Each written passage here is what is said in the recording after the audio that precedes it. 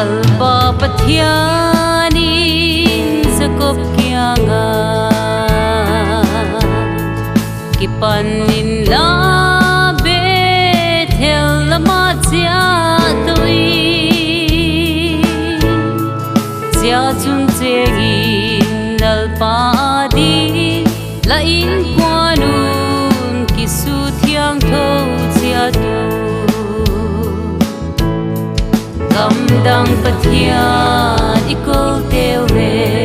bibil ba teo le chao sa te bedo khiti vui mang dingi alzol na thang idon thei na dingu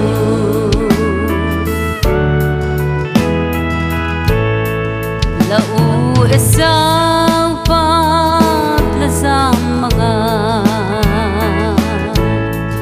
lakyang hung ki lak pathiana dingi siat ka chun mai cham siami kamdang mi te na lo thei na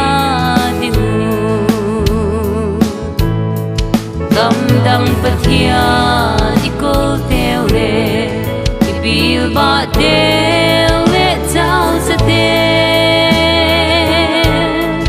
bedo khiti vui mang dingi malzol na thang idon thei na dingu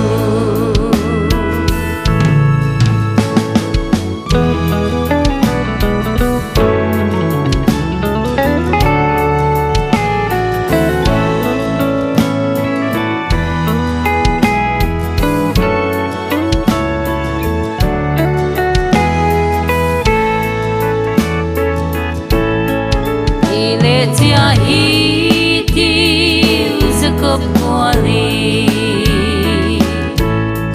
kamdang pathian zo sia tu chu vai mangi ki su thiangi kwan te thengi